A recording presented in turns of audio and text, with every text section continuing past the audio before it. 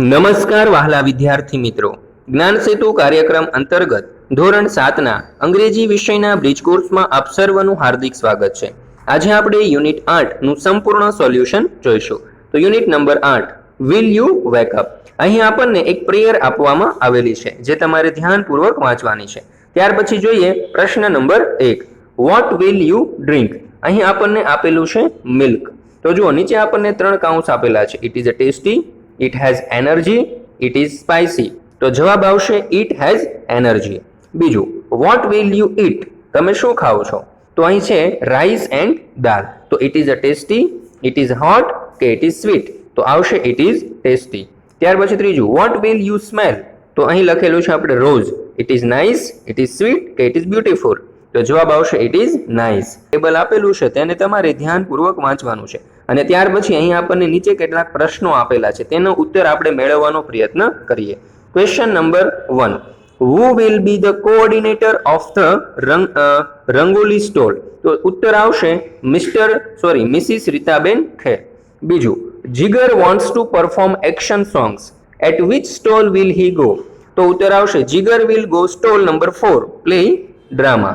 ત્યાર પછી આપણે ત્રીજો સવાલ જોઈએ, what will you make at stall number 1? ઉત્તર, we will make a paperwork at stall number 1। ચોથો સવાલ, what material you will require to participate at stall number 7? ઉત્તર, 1 paint brush, paper sheet, color, etc।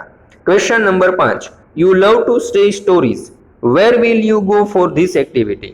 ઉત્તર, I will go to stall number 5, story told। ત્યાર પછી આપણે આગળ વધીએ તો આપેલા વર્તન માટે આપનું મંતવ્ય લખો। જોઈએ પહેલું, નિસર્ગ keeps a bird in a cage, તો what will you do? I will stop him from doing this। બીજું, ધરમ્સ uses the solar energy, will you use the solar energy? ઉત્તર, yes, we will use the solar energy। ત્રીજું, Hitesh throw plastic bag in the garden, will you do the same thing? No, we will not do the same things। ત્યાર પછી ચોથું, the teacher tell the students to wake up early morning, what will you do? તો જવાબ આવશે I will do this। ત્યાર પછી standard number 6 sem 2 unit 4 page number 40 ઉપરથી Mafatlal egg નામની એક વાર્તા આપેલી છે તેનું વાંચન કરીને નીચેના પ્રશ્નોના જવાબ મેળવો। પહેલું, the name of the story is, તો ત્રણ ઓપ્શન આપેલા છે તેમાંથી સાચો જવાબ આવશે વિકલ્પ બી, મફતલાલ એગ। બીજું, mister Mafatlal so an egg, તો અહીં ત્રણ વિકલ્પમાંથી સાચો જવાબ આવશે અંડર ધ ટ્રી। ત્યાર પછી ત્રીજું, who said this line? તો અહીં તમને એક લાઈન આપેલી છે, what is there in your hand? તો આ લાઈન કોણ બોલ્યું હતું? તો જે ત્રણ ઓપ્શન છે તેમાંથી સાચો જવાબ આવશે વિકલ્પ એ, છગનલાલ। ચોથું, mister Mafatlal will sell hands and eggs to become ખાલી જગ્યા, તો અહીં જે ત્રણ ઓપ્શન આપેલા છે તેમાંથી સાચો જવાબ આવશે વિકલ્પ એ, રીચ। પાંચમું, the egg slipped from છગનલાલ્સ ખાલી જગ્યા, તો અહીં જવાબ આવશે વિકલ્પ બી, ફિંગર્સ। ત્યાર પછી કહ્યું છે complete the dialogue based on the story, એટલે કે સ્ટોરી ઉપરથી આ વાક્ય પૂર્ણ કરો।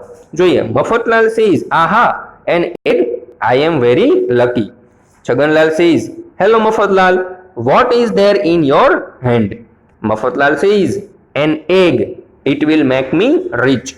Chhaganlal says an egg will make you rich, how come? Mafatlal, I shall not sell it, I shall put it in my pocket, it will warm there, soon a chick will come, look at the map and answer the question।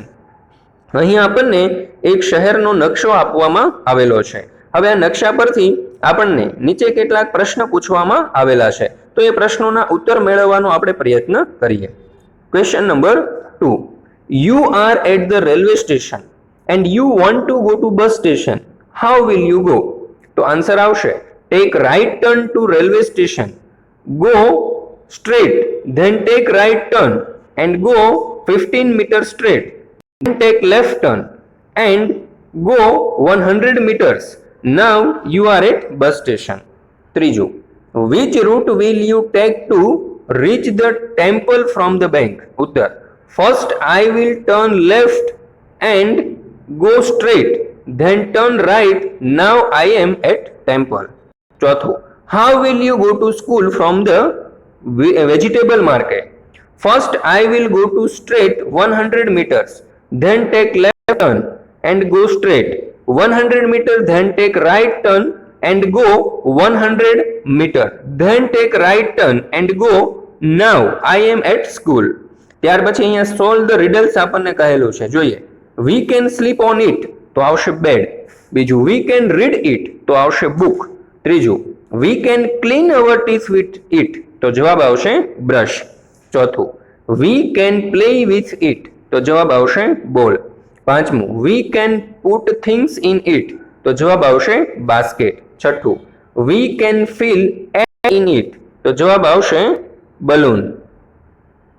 ત્યાર પછી જુઓ, અહીંયા આપણને એક story આપેલી છે અને સ્ટોરીની નીચે એટલે કહ્યું છે કે write the following paragraph in the space given below.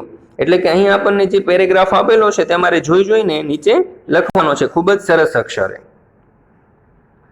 બાળ મિત્રો, આ યુનિટનો ધ્યાનપૂર્વક અભ્યાસ કરવા બદલ આપ સર્વનો ખૂબ ખૂબ આભાર. ફરી મળીશું એક નવા યુનિટ સાથે.